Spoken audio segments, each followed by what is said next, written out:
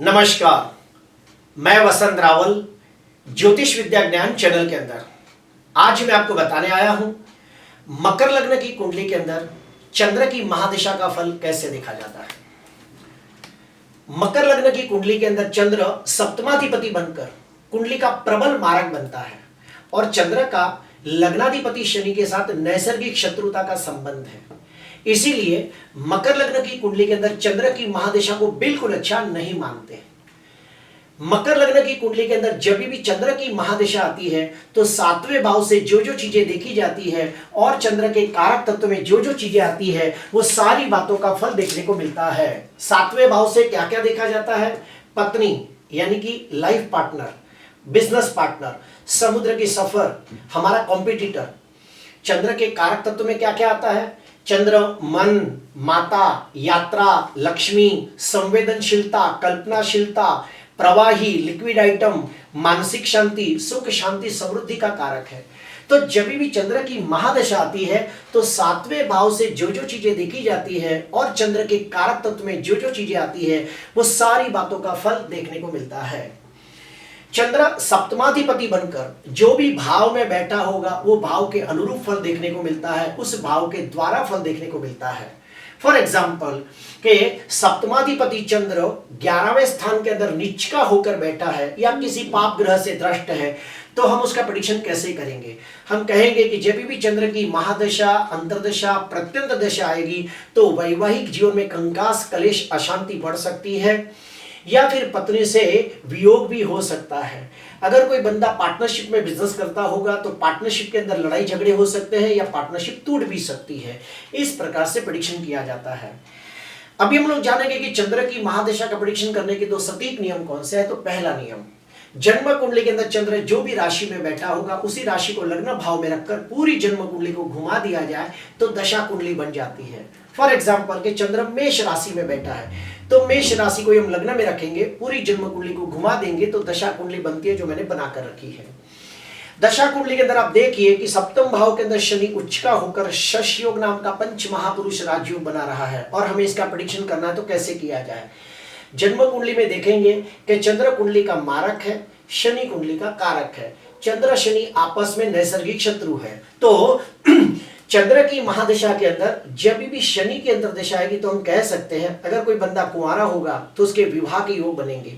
कोई व्यक्ति पार्टनरशिप में बिजनेस करना चाहता होगा तो उसे लाभ होगा। शनि 10वें स्थान का भी स्वामी है तो कह सकते हैं नौकरी के अंदर उन्नति प्रगति प्राप्त होगी, व्यापार में वृद्धि होगी। शनि 11वें स्थान का भी स्वामी है तो कह सकते हैं बड़े भाई मित्र के साथ मिलकर पार्टनरशिप में धंधा करने से फायदा होगा। इस प्रकार से प्रेडिक्शन किया जाता है। अभी हम दूसरा नियम देखेंगे कि चंद्र की महादशा 10 साल की होती है, उसको दो हिस्सों में डिवाइड कर दिया जाए तो हर हिस्से के अंदर 5 साल का समय आता है। चंद्र की महादशा का जो पहला हिस्सा आता है 5 साल का, उसके अंदर जन्म कुंडली के अंदर चंद्र जो भी भाव में बैठा होगा उस भाव का फल देखने को मिलता है। चंद्र की महादशा का जो दूसरा हिस्सा आता है 5 साल का, उसके अंदर चंद्र की जो कर्क राशि है जो सप्तम भाव में है तो सप्तम भाव से लगती सारी बातों का फल देखने को मिलेगा। अगर कुंडली के अंदर चंद्र शुभ स्थिति में होगा तो ये सारी बातों का बहुत अच्छा फल देखने को मिलेगा। और अगर कुंडली के अंदर चंद्र नीच का होकर बैठा है, पाप ग्रहों से दृष्ट, पाप ग्रहों से पीड़ित है, चंद्र 6वें, 8वें, 12वें भाव में निर्बल है तो ये सारी बातों का फल बिल्कुल अच्छा नहीं मिलेगा।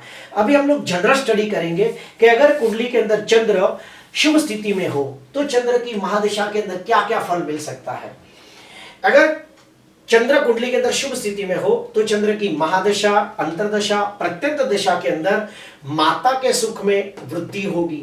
अगर व्यक्ति नौकरी करता हो तो नौकरी में उन्नति प्रगति प्राप्त होगी। व्यापार करता हो तो व्यापार में वृद्धि होगी। क्यों?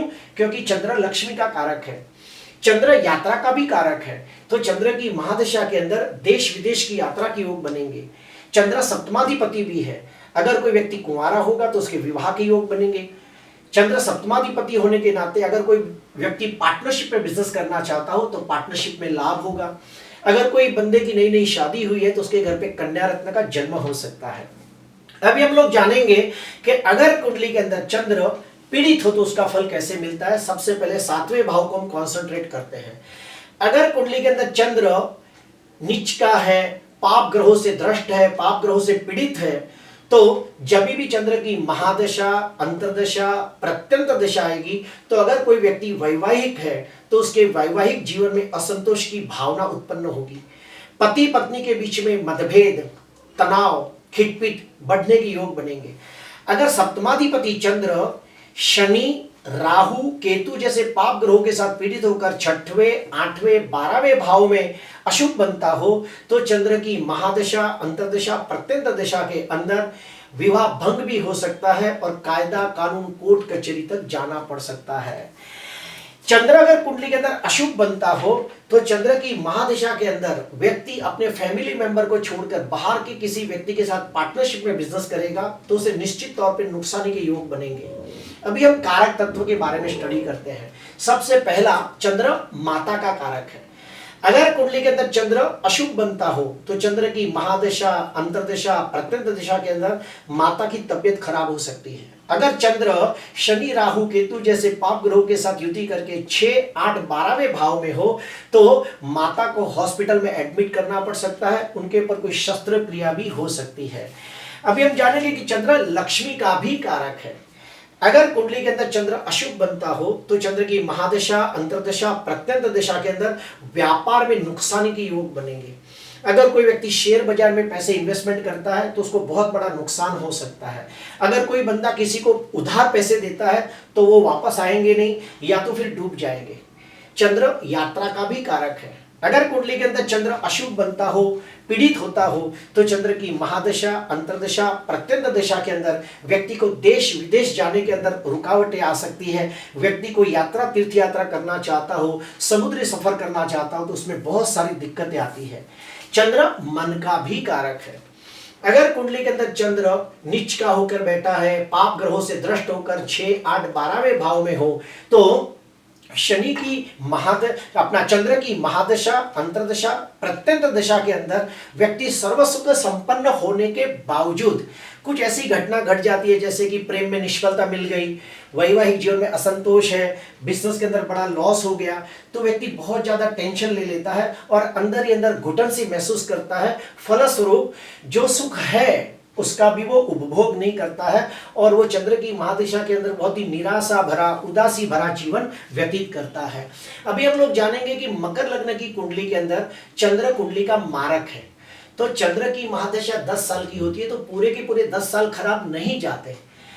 जब भी चंद्र की महादशा के अंदर कारक ग्रहों की अंतर्दशा आएगी तो निश्चित तौर पर अच्छा फल मिलता है। कारक कौन कौन है? लग्नाधिपति शनि, पंचमाधिपति शुक्र, भाग्याधिपति बुध, ये तीनों तीन कुंडली के कारक ग्रह हैं। तो जब भी चंद्र की महादशा के अंदर शनि, शुक्र और बुध की अंतर्दशा आएगी तो निश्चित तौर पे बहुत बहुत अच्छा फल मिलता है। सिर्फ शर्त यह है कि ये कुंडली के अंदर शुभ स्थिति में होने चाहिए, बलवान स्थिति में होने चाहिए।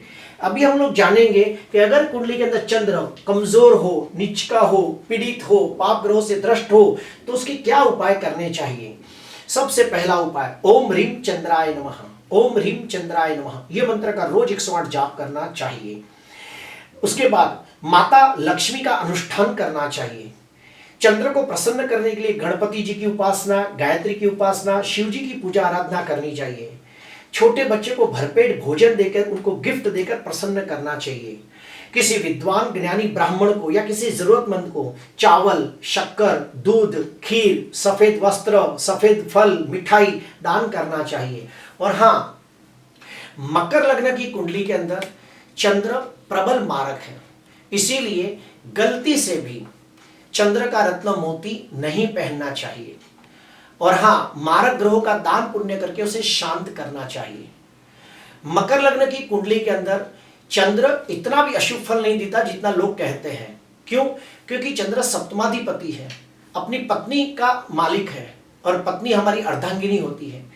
चंद्र लक्ष्मी का कारक है, यात्रा का कारक है, सुख शांति समृद्धि का कारक है। तो चंद्र काफी स्थानों में अच्छा भी फल देता है, जैसे कि चंद्र तीसरे भाव में, चौथे भाव में, 5वें भाव में, ये सारे भाव के अंदर अच्छा फल भी देते देखा गया है। प्रिय दर्शकों, आज के लिए बस इतना ही। आपको अच्छा लगा हो तो जरूर लाइक करना, सब्सक्राइब करना। नमस्कार।